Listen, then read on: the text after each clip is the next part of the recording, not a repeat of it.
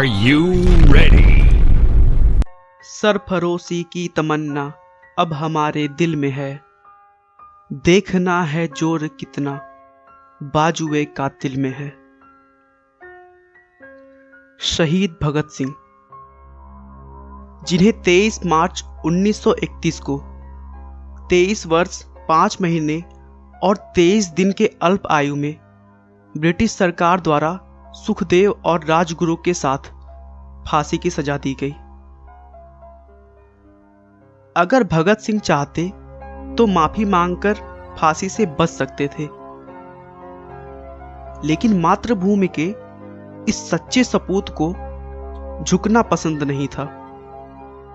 उनका मानना था कि जिंदगी तो अपने दम पर जी जाती है, दूसरों के कंधे पे तो जनाजे उठा करते हैं।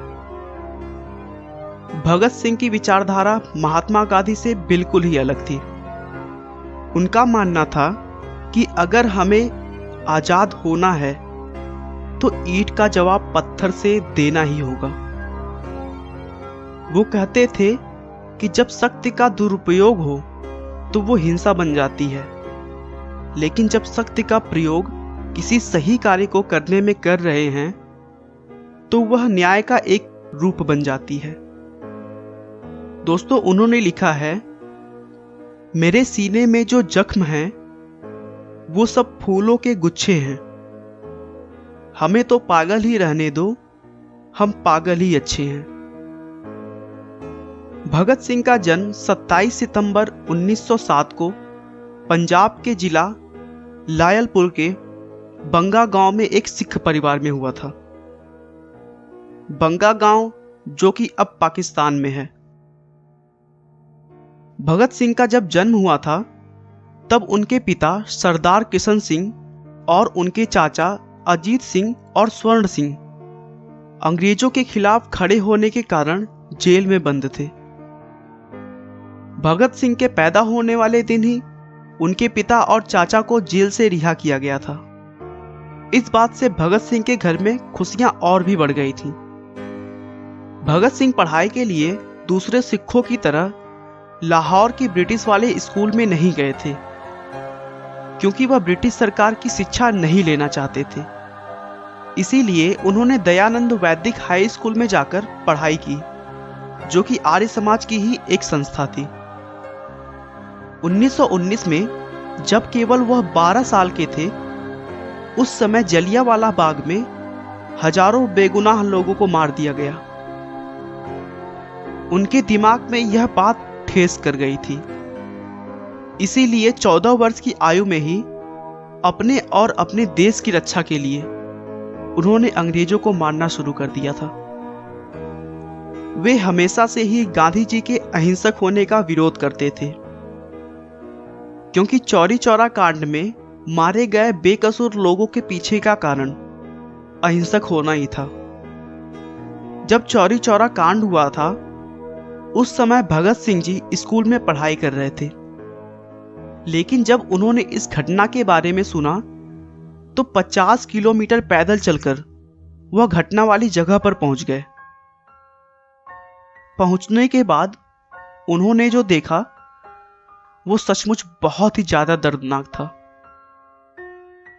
भगत सिंह ने उन शहीदों का बदला लेने की ठान ली और खून से सनी हुई मिट्टी मुट्ठी में भरकर घर लेकर आए। उसके बाद से ही भगत सिंह ने युवाओं को इकट्ठा करना शुरू कर दिया और एक अभियान की शुरुआत की, जिसका मुख्य उद्देश्य ईंट का जवाब पत्थर से देकर ब्रिटिश राज्य को खत्म करना था। युवाओं पर भगत सिंह का बहुत बड़ा प्रभाव पड़ा और इसी प्रभाव को देखते हुए ब्रिटिश पुलिस ने मई 1927 में भगत सिंह को अपनी हिरासत में लिया। उनके ऊपर यह आरोप लगाया कि वे अक्टूबर 1926 में हुए लाहौर बम धमाके में शामिल थे। हालांकि हिरासत में लेने के 5 हफ्तों बाद उन्हें जमानत पर रिहा कर दिया गया था। ब्रिटिश सरकार मजदूरों के विरोध में एक बिल पारित करवाना चाहती थी, क्योंकि उन्हें भारतीय आम लोगों की परेशानियों से कुछ भी लेना देना नहीं था। लेकिन भगत सिंह, चंद्रशेखर आजाद और उनके दल को यह बिल्कुल भी मंजूर नहीं था कि देश के आम इंसान जिनकी हालत पहले से ही गुलामी के कारण खराब हो रखी है, वो और खराब हो जाए।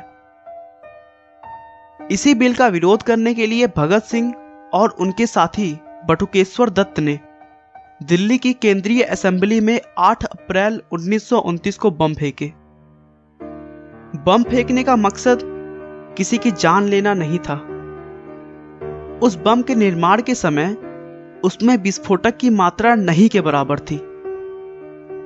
उनका मकसद केवल बम के आवाज से ब्रिटिश लोगों को डराना था ताकि वह बिल पास ना हो सके।